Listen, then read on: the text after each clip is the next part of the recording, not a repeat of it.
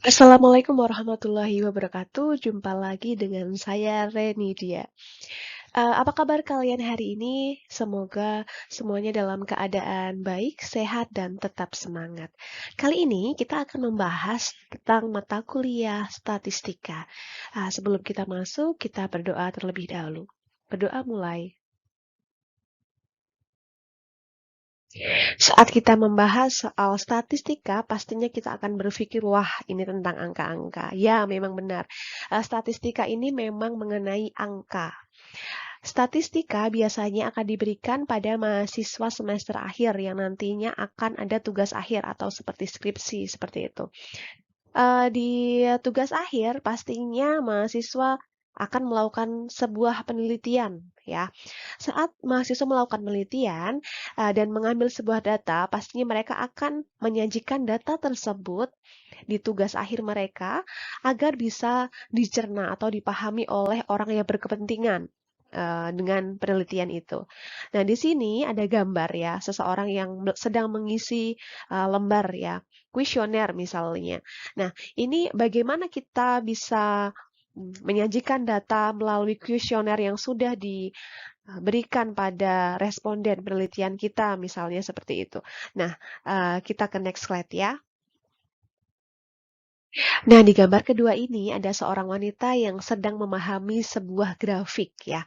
Jadi, data-data yang kita peroleh dari lapangan yang masih berupa data acak atau data mentah nantinya akan kita olah atau kita sajikan dalam bentuk kelompok-kelompok atau kelas-kelas dengan interval tertentu sehingga nantinya bisa diolah menjadi sebuah grafik yang akan mudah dipahami dengan orang yang berkepentingan dengan data kita gitu. Jadi itulah yang disebut dengan distribusi frekuensi.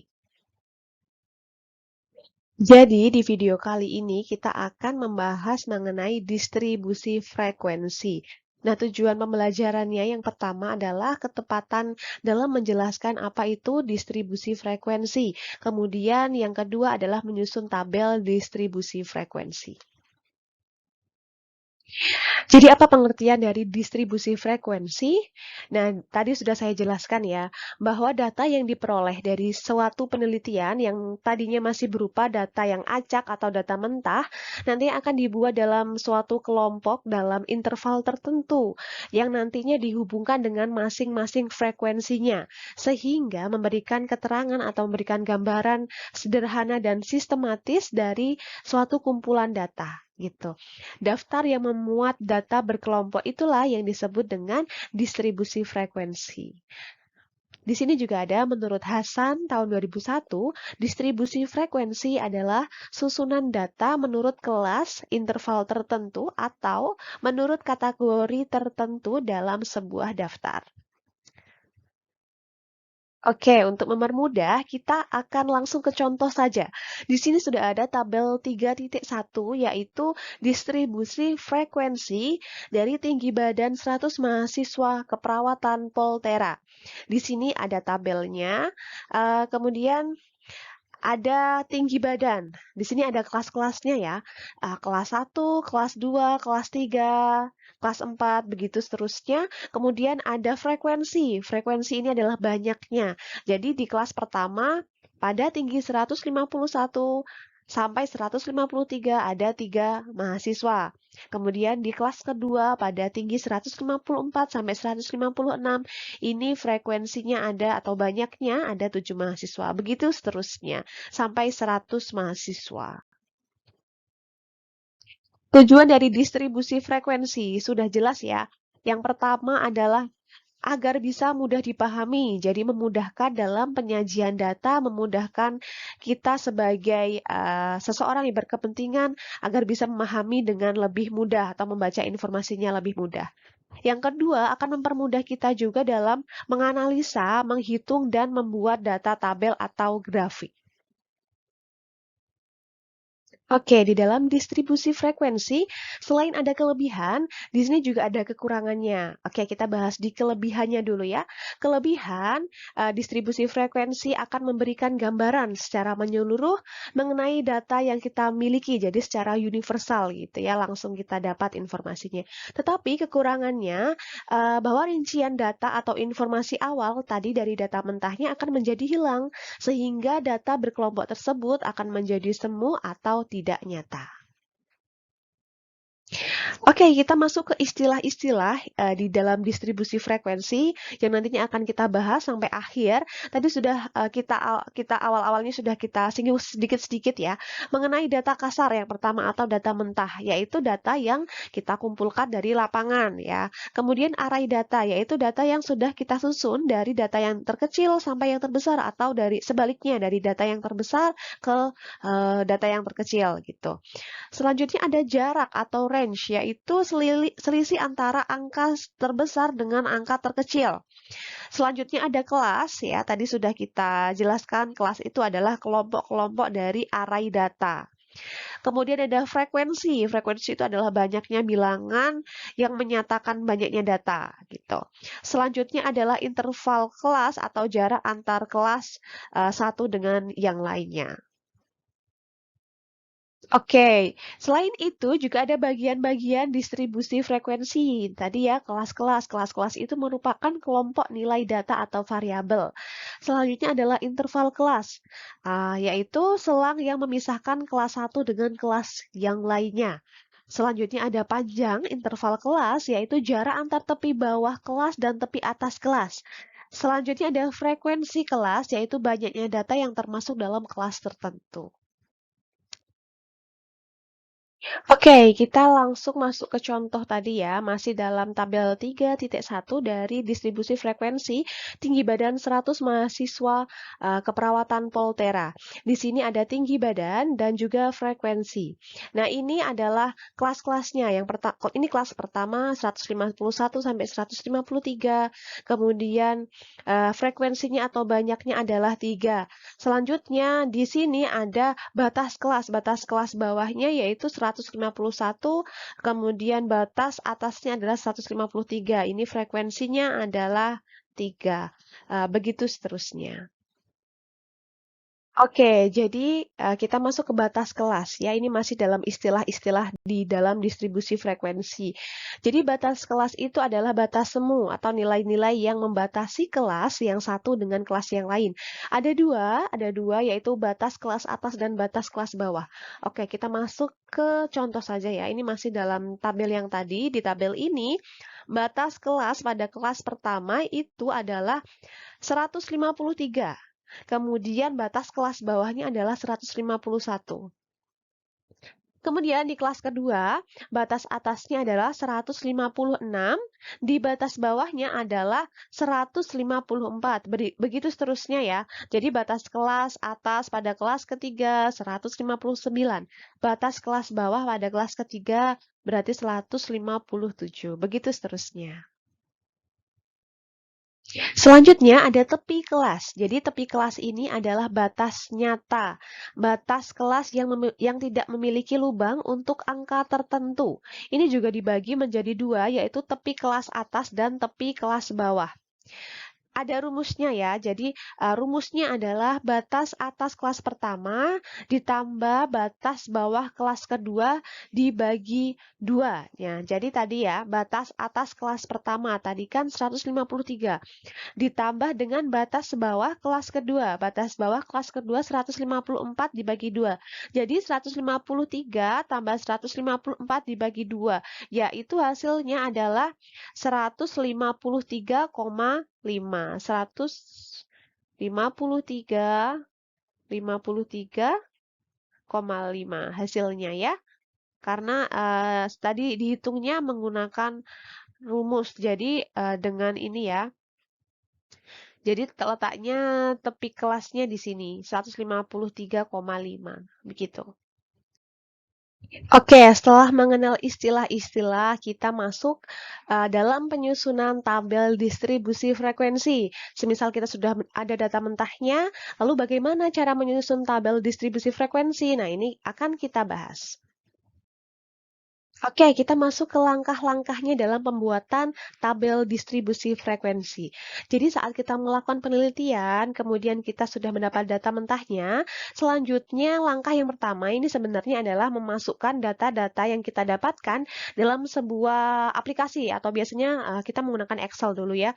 Kita menggunakan Excel dulu, kita masukkan data-datanya. Setelah kita masukkan, nanti akan kita urutkan dulu dari yang terkecil sampai yang terbesar, itu akan mempermudah ya. Selanjutnya kita masuk dalam langkah-langkah ini. Yang pertama adalah menentukan range atau jangkauan dengan rumus range sama dengan nilai tertinggi kurangi nilai terendah. Jadi dalam Excel tersebut, kalau di Excel kita tidak perlu mengurutkan ya.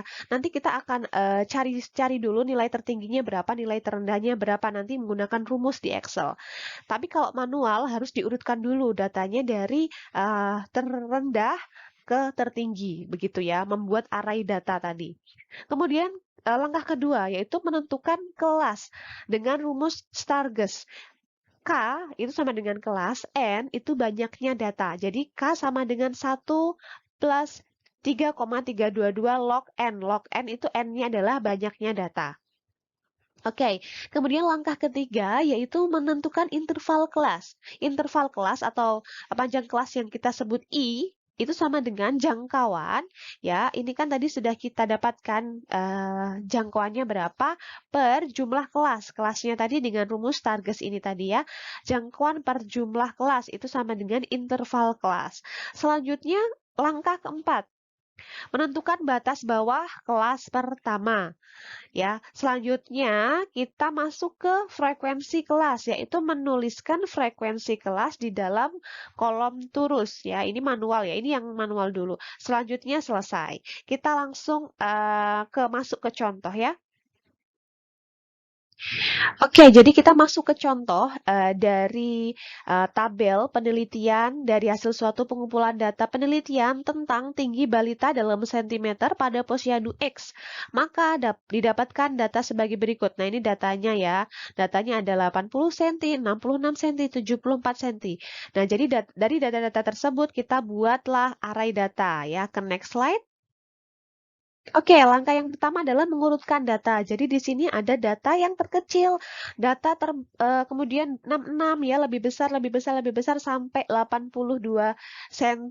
Jadi ini urutan array datanya dari yang terkecil ke terbesar. Ini untuk langkah pertama. Oke, kemudian langkah kedua yaitu menentukan jangkauan atau R. Ya, tadi rumusnya R adalah nilai tertinggi dikurangi nilai terendah. Nilai tertingginya di sini 82 dikurangi nilai terendahnya adalah 65. Jadi didapatkan jangkauannya adalah 17. Oke, selanjutnya kita masuk ke langkah ketiga. Di langkah ketiga ini adalah menentukan banyaknya kelas. Dengan rumus Stargess tadi ya, K banyaknya kelas sama dengan 1 plus 3,322 log N. N-nya adalah jumlah dari ini tadi, jumlah dari data. Ada banyak datanya ada berapa. Jadi banyak kelas sama dengan 1 plus 3,3 log 40. Jadi banyak datanya ada 40 balita ya. Sama dengan 1 plus 5,3. Sama dengan 6,3, kemudian dibulatkan menjadi 6. Kemudian langkah keempat yaitu menentukan interval kelas atau I. Interval kelas sama dengan jangkauan tadi ya, sudah di langkah sebelumnya, kemudian per jangkauan atau R per jumlah kelas atau K. Jadi panjang interval jangkauan per jumlah kelas 17 dibagi jumlah kelasnya 6 sama dengan 2,5 dibulatkan naik menjadi 3. Oke, dari langkah-langkah tadi, kemudian kita membuat tabel lagi ya. Ini adalah panjang, ini adalah turus, turus ini nanti kita menghitung manual, kemudian frekuensi, frekuensi adalah banyaknya. Jadi, distribusi tinggi balita dalam sentimeter pada posyandu X ya. tadi ya, kelasnya ada 6 kelas. Kita tulis dulu kita buat dulu tabel ada 6 garis. 1, 2, 3, 4, 5, 6. Ada 6 kelas ya. Kemudian intervalnya adalah 3. Jadi 65 ke 68 itu 3, 71 ke 68 adalah 3, 68 ke 71, 3, 3 gitu seterusnya. Ya, kemudian kita hitung 65 sampai 67 itu ada banyaknya ada 3 dari tabel tadi ya. Kemudian 68, 70 banyaknya ada 6. Nah, kita tulis di sini menggunakan turus dan juga frekuensi. Di sini juga ada jumlah atau total ya, sudah betul ya. Di sini totalnya adalah 40 balita.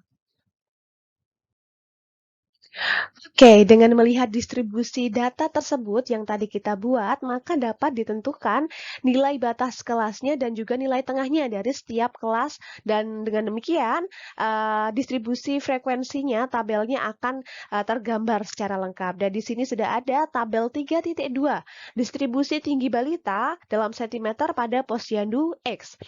Nah, ini adalah kelas pertama, ya, panjangnya dalam sentimeter. Kelas pertama 65 sampai 67, itu batas kelasnya di tepi bawahnya 64,5, batas atasnya 67,5 dengan nilai tengah antara 65 sampai 67 yaitu 66 dengan frekuensi 3. Di kelas kedua, panjang 68 sampai 70 dengan batas kelas 67,5 dan batas atasnya 70,5.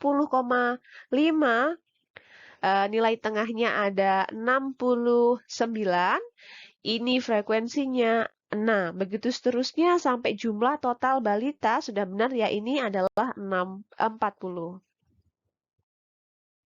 Oke, selanjutnya dari data yang tadi sudah kita buat, data distribusi frekuensi, kita bisa membuat grafik distribusi frekuensi ya. Ini contohnya adalah histogram dari tinggi balita pada posyandu X ini.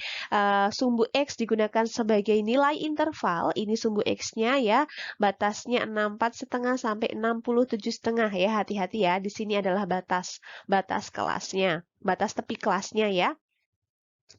Selanjutnya, sumbu Y ini digunakan sebagai nilai frekuensi. Nilai frekuensinya itu adalah banyaknya, ya. Jadi di sini, ya, tabel di sini menunjukkan bahwa antara 65 sampai ke 67 ada 3 balita, ya. Selanjutnya. Seperti ini adalah histogram, ya. Grafik selanjutnya. Nah, ini selanjutnya ya. Selanjutnya ada grafik poligon ya. Poligon ini sama ya, sumbu X adalah intervalnya, kemudian frekuensi banyaknya. Bedanya di sini kita buat garis seperti ini. Bentuknya poligon adalah seperti ini. Gambar 3.2, poligon tinggi balita pada posyandu X. Selanjutnya ada OGIF. Di sini juga sama, batas kelasnya ya, 64,5, 67,5. Ini batas sumbu X-nya menjadi intervalnya, kemudian frekuensinya atau banyaknya data adalah di sumbu Y-nya. Ini gambar 3.3 OGIF tinggi balita pada posyandu X. Ini adalah macam-macam grafik yang bisa digunakan untuk membuat gambaran dari distribusi frekuensi data mahasiswa. Oke, kita masuk ke tugas. Nanti tugasnya akan dijelaskan saat di kelas. Jadi ini daftar pustaka yang nantinya bisa dibaca sebagai referensi dari distribusi frekuensi. Oke, akhirnya ada satu kalimat untuk kalian yang sedang belajar. Kurangnya kemampuan bukan alasan untuk keberhasilan, tetapi kesungguhan penuh semangat adalah modal keberhasilan. Jadi semangat dalam belajar. Oke, mungkin sekian video dari saya. Terima kasih. Mohon maaf apabila ada kekurangan. Bisa komen di bawah dan juga jangan lupa subscribe dan like ya. Terima kasih. Terima kasih sudah melihat video ini. Semoga sukses dalam mata kuliah statistika. Wassalamualaikum warahmatullahi wabarakatuh.